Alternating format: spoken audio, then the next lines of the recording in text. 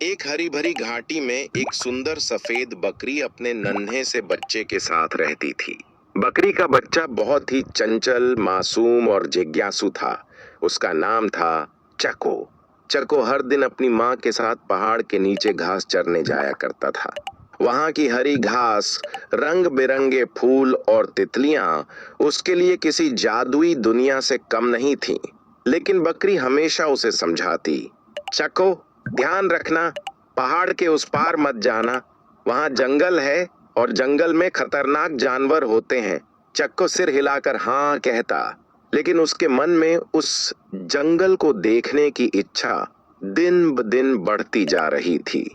एक दिन जब बकरी पास के झरने से पानी पीने गई, तो चक्को ने मौका देखा और पहाड़ के पार झांका। वहां एक घना जंगल था और वहां से पक्षियों की आवाजें आ रही थीं। चक्को की जिज्ञासा और बढ़ गई और वह धीरे धीरे छुपते छुपाते जंगल में चला गया।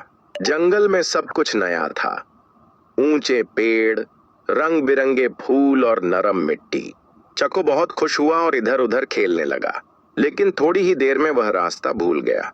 हर तरफ अंधेरा सा होने लगा और पक्षियों की आवाजें भी कम हो गईं। चक्को डर गया। उसने अपनी माँ को आवाज दी, माँ, माँ, मैं खो गया हूँ। लेकिन वहां केवल सन्नाटा था। उसी समय एक लोमड़ी पेड़ों के पीछे से निकली।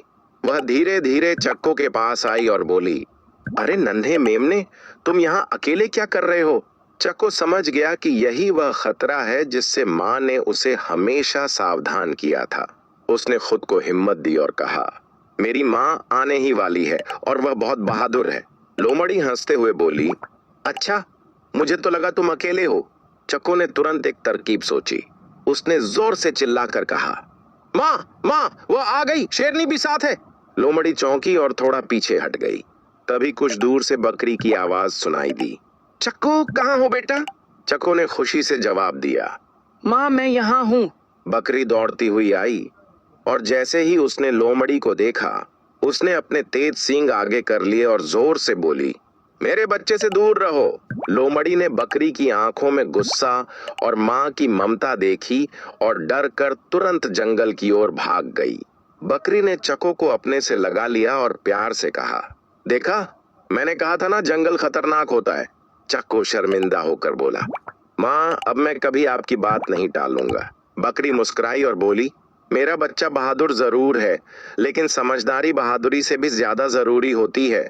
उस दिन चक्को ने सीख लिया कि माँ की बात मानना हमेशा फायदेमंद होता है, और उसके बाद वह कभी भी अकेले जंगल की ओर नहीं गया।